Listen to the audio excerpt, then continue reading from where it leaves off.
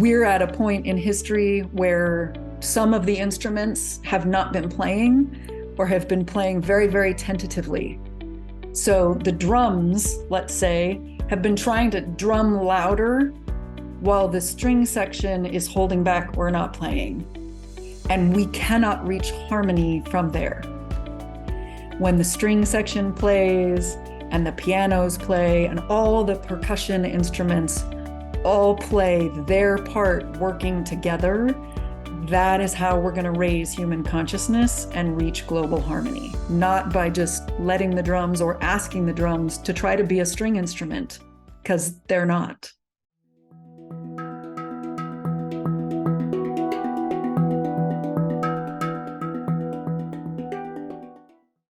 Hi, and welcome to the Conscious Marketer Podcast. This is Richard here, and also joined by Kylie. Hi, Kylie. Hey there. And we are excited today to introduce a special guest, Lauri Smith. And Lauri is a speaker, author, and intuitive public speaking and leadership coach. We've actually had Lauri guest teach on our Soul Syndicate membership program. She is the author of Your Voice Matters, a guide to speaking soulfully when it counts. I love that title. It's beautiful. And she helps sensitive visionaries, ambitious empaths, and loving rebels on a soul-driven mission to stand in their power, to speak their truth, and to lead so they can do their part to change the world with authenticity, creativity, and courage. Welcome, Lauri. Thanks, Richard. Thanks, Kylie. Great to be here. Happy to have you. And this is going to be a fun conversation. And what we'd like to start most of our podcast interviews with is just hearing a little bit about your own origin story and how you got to become known as a speaker's coach and into consciousness and all those things. Yeah. Well, when I was about 7 years old, my mother found me in the backyard with my hair curled up in little pin curls like Cindy Brady from the Brady Bunch. And I had been playing with some friends, making up stories, and they got bored and went off bike riding. And I loved the story, so I wanted to stay and finish it. So I stayed all by myself. And my mom took me to an acting class. And theater, as you've probably seen in movies, has a dark side and a light side to it. And I've surrounded myself and been drawn to the light side of theater. And theater people, particularly the actors, have a way of being deeply present with other humans in a way that most of the general world was not. Now I've met tons and tons of soulful people, and I'm like surrounded by presence all the time. And from like 7 to 21, that was my spiritual zone. And I was working a job in the Silicon Valley during the day as an executive assistant and doing theater at night, and probably working like 80 plus hours a week between the two. And I kept getting this call to go live a more aligned life, including every time a show would close, I would go into the office as an executive assistant. And I remember one day somebody asked me to fax something. And it was like I would be in a post-show depression when I had to return to the normal life. And someone asked me to fax something. And on the inside, I heard this voice that said, "Don't you know I'm meant for greater things?" And I was, and yet the person who was holding me back was me and all of my fears. And around that time, we did an exercise in my favorite acting class ever in the Sideways studio in San Francisco, where the entire class was focused on me doing an exercise. And normally the attention was split, like you would be up there improvising or doing scenes with 3 or 4 other people, at least one other person.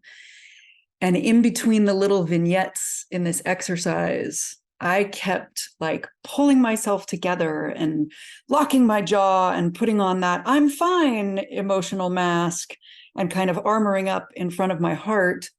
And he paused the exercise and said, "Whatever that is that you're doing in between these little scenes, stop doing that." And I said, well, I'm not that comfortable having everyone's eyes on me. And he said, well, then you've picked a strange set of careers for yourself. You're a teacher, an actor, and a speaker. Part of you knows you're meant to be here. And I deeply trusted him. And the part of me inside that knew I was meant to be there knew he was right. And I jumped back into the exercise and I did my best to like release and open my heart. And it was like layers of lifelong protections were melting away as the exercise continued. And I would be laughing hysterically in one moment and crying uncontrollably in another, even in things that didn't make sense. And then when the exercise was over, I looked out at all of my classmates and I could see and feel what kind of day each one of them was having. And I now know that it was my first moment of oneness that extended beyond the acting. I'd had that kind of timeless, spiritual, utter presence when acting, and this kept going afterwards. And I did end up going to get a master's degree in theater and going toward the more aligned life, thinking I was going to teach theater and be in theater full time all the time. And then the universe steered me toward emerging leaders. I call them lots of different things because sometimes leader feels like a dirty word because of the leaders we all grew up with. And I've been very drawn toward change makers who have something that they want to bring to the world to help change it, and yet they have a love-hate relationship with being seen. They want to be seen in order to make their mark, and yet it's uncomfortable and can feel fiery and vulnerable. I love that. So you have these emerging leaders and they're changing their industries, whatever industry they're in. And you have this theater background and you've done all this work with stage presence and presentation and getting into different roles and things of that nature. So if they're kind of afraid of their voice a little bit, what are some of the first things that you do with them to get them ready to be seen and heard? Yeah, the first thing is to look at what are those fears and what are the protective inner critic. I call them the soul suckers. And it's more complicated. Like there might be an inner teenager or an inner wounded child. And then the soul sucking inner critics are trying to stop them from doing the vulnerable thing. So the first thing we do is we shine a light on what are all of those messages and separate out those messages from the true intuitive soul voice coming from inside so that they know the difference. And I'll use the metaphor of a car a lot, like who's driving the car?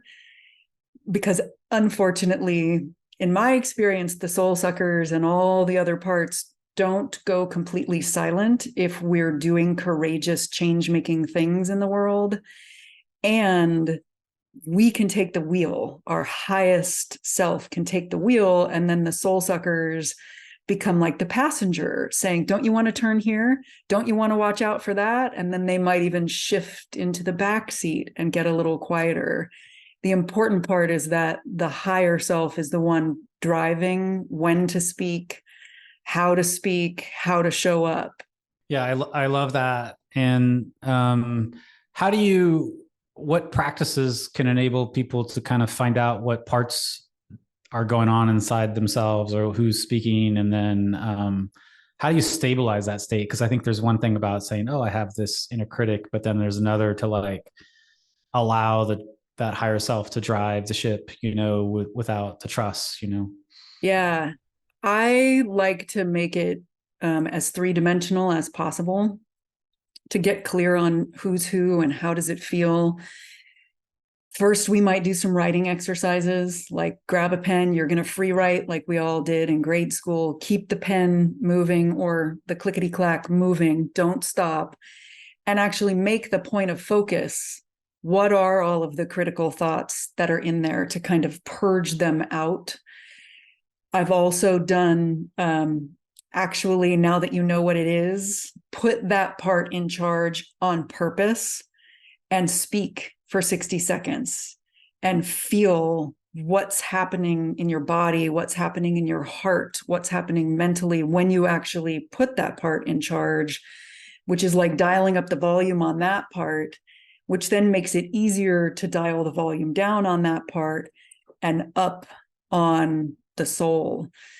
I've also done exercises like meditations, journeys, visualizations, where people will have a conversation with that part in the visualization and ask that part if it would like to have a different job, which is one of people's favorites. And I love it because every single person that does that has a radically different experience. And then giving people a space in intimate groups where they can start to risk actually embodying their soul's voice more, where everyone is doing the same thing.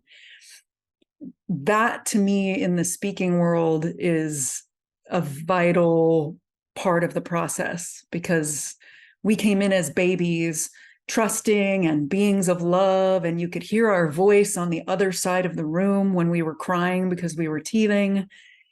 And then we had to stand upright, and people told us children should be seen and not heard, don't be too emotional, and all of those things. So having a space to keep playing with, I'm going to show up as my real self, that creates the confidence and the body memory and the neural pathways to go out in the real world and do it out there and be the one who's actually creating the safe space for everyone else to show up that way. Yeah, that's super powerful. Do you have, I always like to hear the series that goes on behind different types of bodies of work. I also love to hear the direct application. Can you share a story of someone who came to you afraid of their voice or not knowing how to present themselves on stage, even if you don't use their name, but just like what did the process look like all the way through? Yeah, I'll go with the first person who popped into my head. It was probably 10, 12 years ago. And I was working out of a condo that I lived in, and we would meet. At that time, I was working with people one-on-one. So in the beginning, we were meeting one-on-one, and, figured out what are the soul-sucking voices that are in there. And then whether it's one-on-one or in a group, I'll usually give life work assignments where they have something like, notice which of your soul suckers are speaking to you in the different circumstances in your life, from a meeting to a speech on a stage to a video. Notice what those voices are saying and when they're showing up. And then the next week might be something like, set an intention for the impact that you want to have in the world that day or for that speech, or choose one of your values to honor. So most of the time we'll come up with what are the values that when you're living in alignment with them, they light you up, they make things feel right. And then pick it and focus on it when you're going into one of the challenging situations. There's some body work of learning what your patterns are in terms of, do you close your heart? Do you push or work too hard? That tends to be my thing. And a life work assignment in between to notice, what is your body? I call them the ABCs. A is avoid, B is balance or be with the other people, and C is control. So notice what's going on with your ABCs for a week in your life. When are you closing down? When are you already really heart-to-heart connected with people? And then again, once you know what your habits are, start practicing meeting the world with more of an open heart to kind of catch yourself in the old habit and train the new. There's a lot of breath stuff coming from the theater, how we were born breathing, and then how we, as Mary Oliver said, breathe just a little and call it a life. And noticing our breath in certain situations, because we can breathe enough to keep ourselves alive or we would be passing out. And there's a different way of breathing to support the voice. There's energy pieces, like, are we keeping our energy bubble small? Or are we hugging the whole room that we're in with our energy? So figure out what your habits are in your life in different circumstances, and then expand that energy bubble. And with the client that I'm thinking of, we're exploring all of these things, and we're meeting in my condo, and we start to explore the breath and the energy, and really hugging the whole room and including the whole room with the body language, the volume, and the energy. And we're doing these funky breathing exercises. And then we turn to making an om sound, like in yoga. And he inhales, and he's like practicing all of the things that we're doing. And he goes, om, and then stopped, because the sound of the vibration off of the walls triggered a memory. And he said, I literally just saw my father saying children should be seen and not heard. And it was very uncomfortable. And I remember saying, well, here's the life work assignment this week. I want you to take control back from your father, from me. Like, don't just be loud because I said to be loud. Take control back and play with your loving edge of comfort. So stretch your energetic bubble, maybe like 5 to 10% per day. You can explore going to like sports events where everybody's being loud, and just kind of play with it at your own pace. And I was prepared for him to be like 6 months of taking the power back. 2 weeks later, he comes back and his energy is out and his volume is out. You know, results not necessarily typical. The point is, it takes the amount of time that it takes. Like in yoga, when you're doing a pose that's a hip opening pose, you don't wrench your hip into the pose, or if you do, you're going to be injured and your hip is going to recoil and it's going to take longer. The same is true of people's voices and being seen and heard, and they're tied together. It's like we all want to be seen and heard and felt, and yet it's very vulnerable to hear and feel the sound of our own voice coming back to us, because we're fully out there when we do that.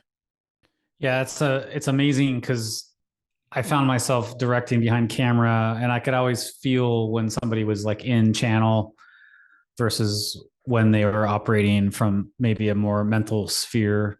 You know, it's a completely different energy. And I learned when somebody was in channel, never to kind of cut them off and then let them go, and just let it flow. And, you know, in post, you can do a lot with cutting and editing, but I remember cutting the flow off of a teacher once, and them getting really angry with me for a good reason. You know, this was like probably 15, 17 years ago.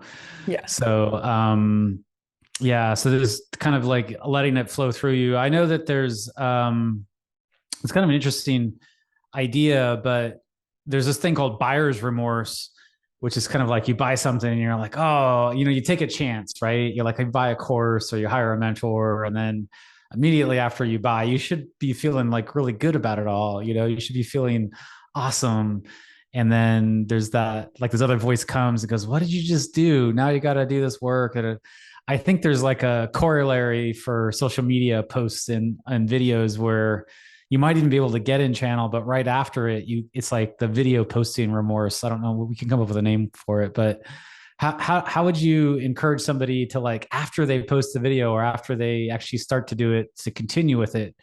Because my sense is it's probably easier to shift in the moment and get it out initially, but then it's almost like wanting to pull it down offline or wanting to like retract it once you've done it, because you know that you're out there, you know? Yeah. Does that make sense? Yeah, it does. And, you know, if we're going to be vulnerable like that, we need to surround ourselves with people that, like Brene Brown would say, are in the arena with us.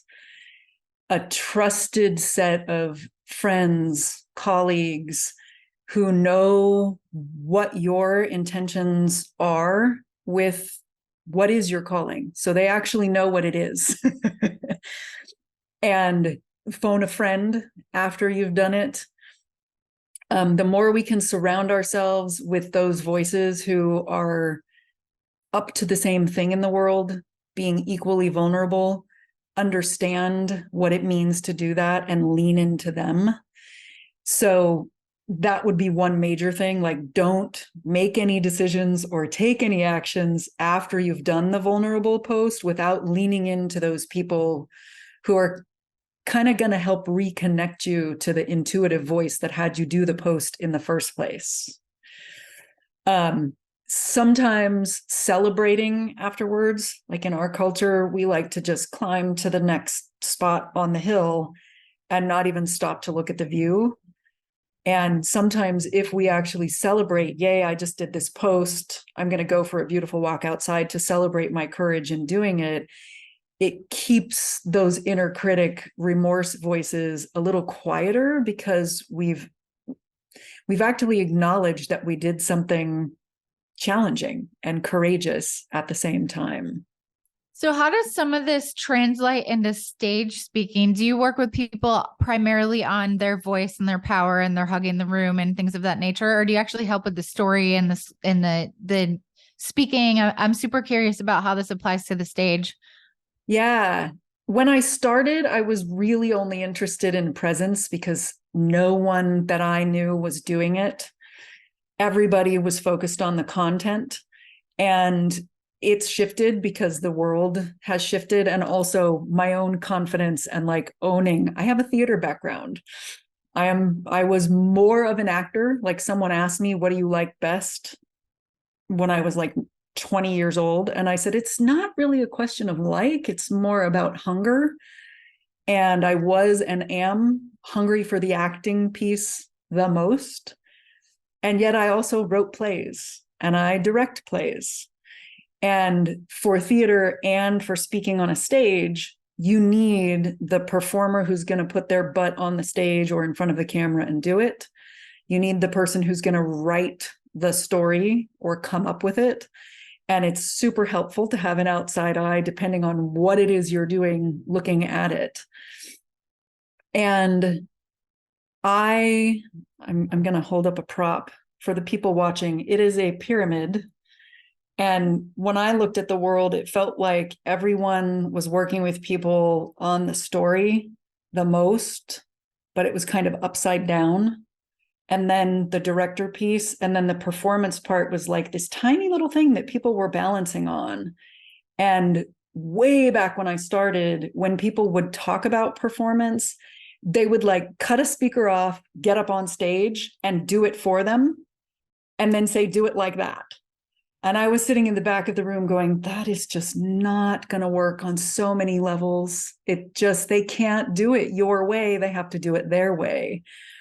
And I feel like now I've flipped it. So I work the most with their presence, because if they're present and aligned and channeling, it makes everything else easier. They'll come closer to saying the story that they really want to say. And then the finishing touches are like, they can do an 18-minute talk and I can go, I have 3 notes. We need a longer pause here. Don't change the slide here until you finish this sentence.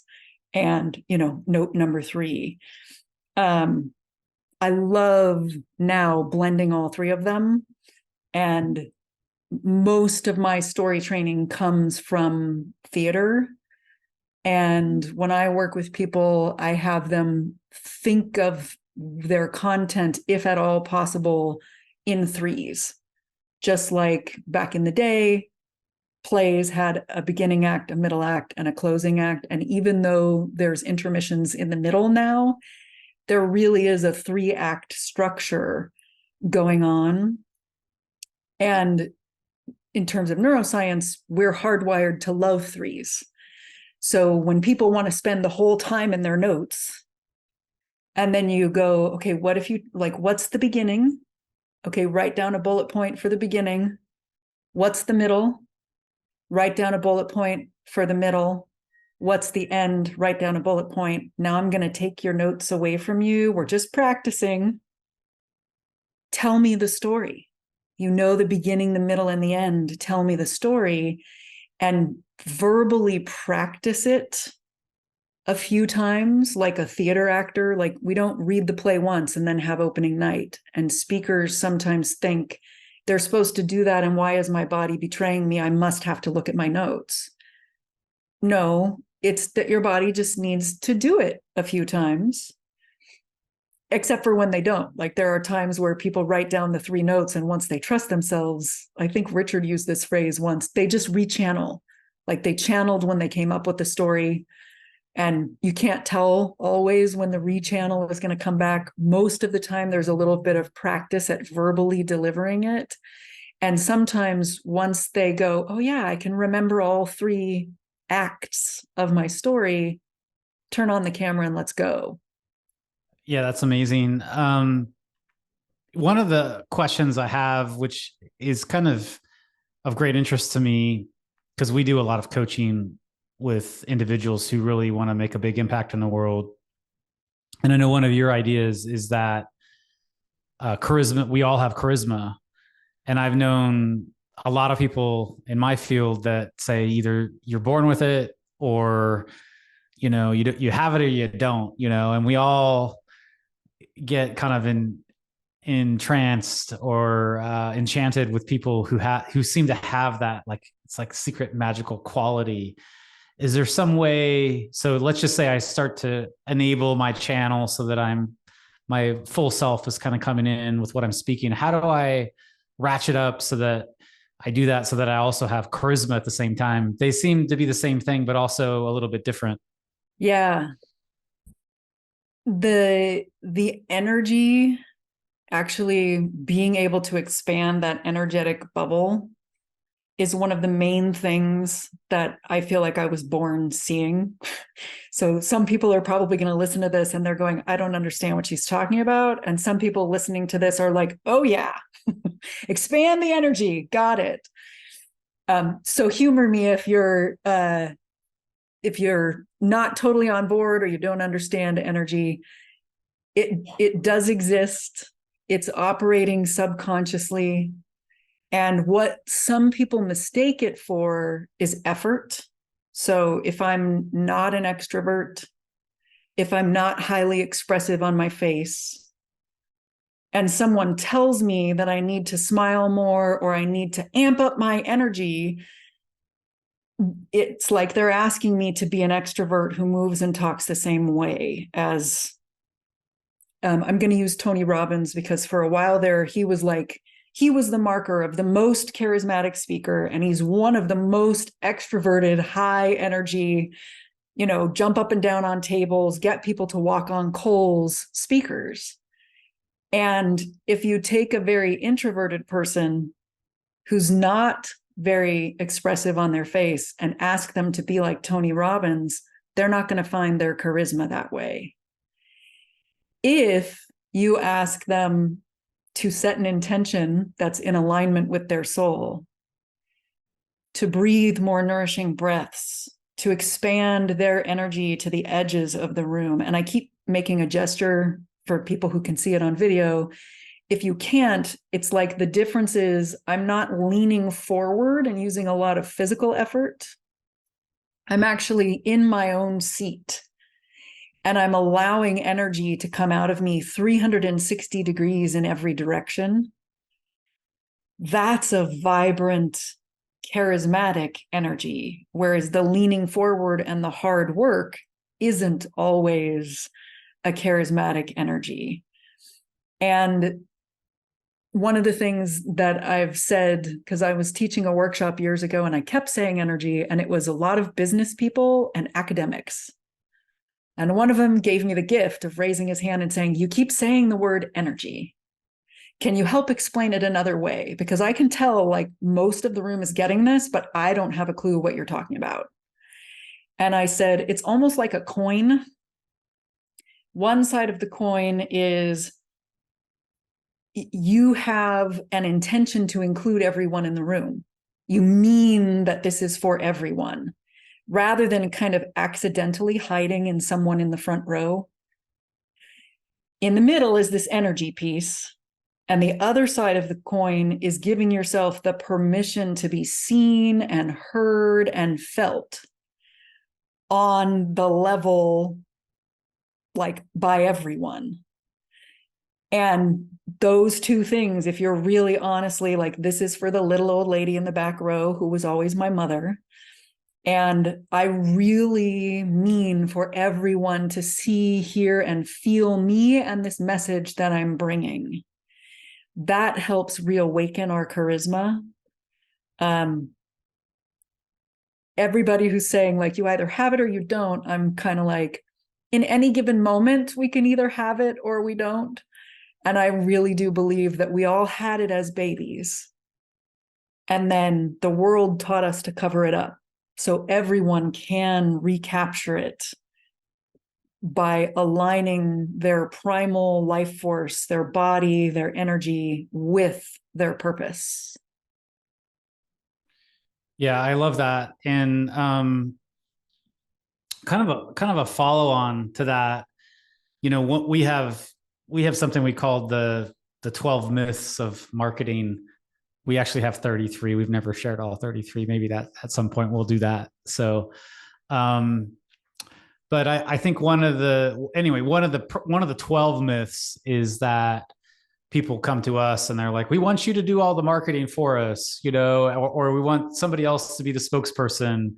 And what they're really saying is, I want to keep hiding, and I want somebody to do all this marketing stuff so I don't have to do any of it. And I normally say, well, I'm happy to work with you, but you're going to have to do a lot of the work, because the thing that differentiates you is your presence and your love and your caring and your intention.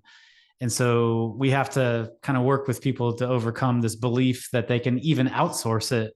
I'm not saying you don't have a VA to help post and somebody to edit the video, and that's not what I'm saying. I'm saying, but for a lot of people, especially that have personal brands, authors, creators, teachers, they need to kind of step in front of their brand.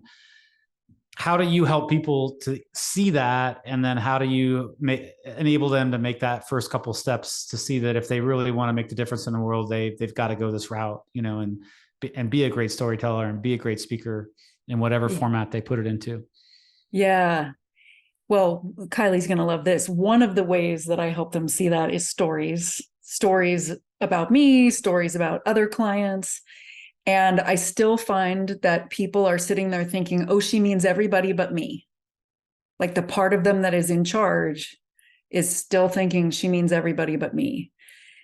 When we gather in a group, one of the first main things that we work on is presence and connection through the content of your story.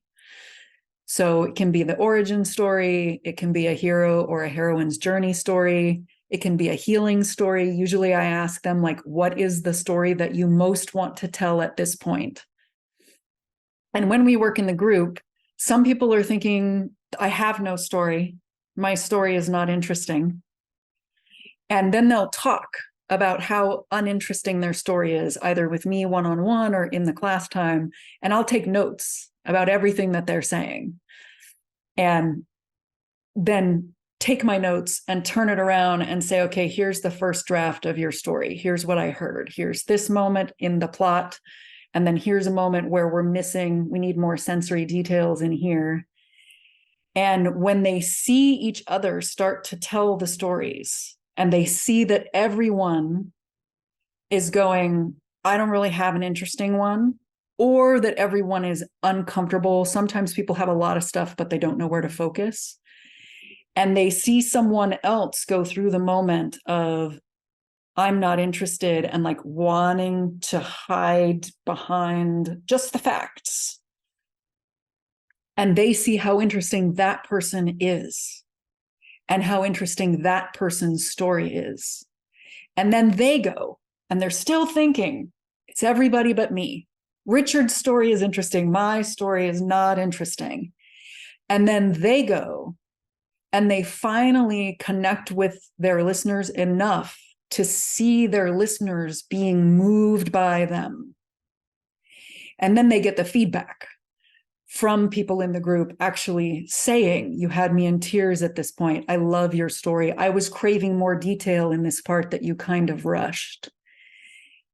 that's when they start to realize that in order to have the impact that only I can have in the way that only I can have it in the world, I have to risk this. And my secret hope is that sometimes they're having I even am starting to want to, because I dared to look in their eyes and see them seeing me. So I've now seen firsthand in this room that it can move people, that it can touch people, that it can transform the room. And transforming the rooms is part of how messengers transform the world. And room can mean a physical room, a Zoom room, or like the room of social media. It sounds like you've just given the secret to everybody playing their part to raise consciousness there.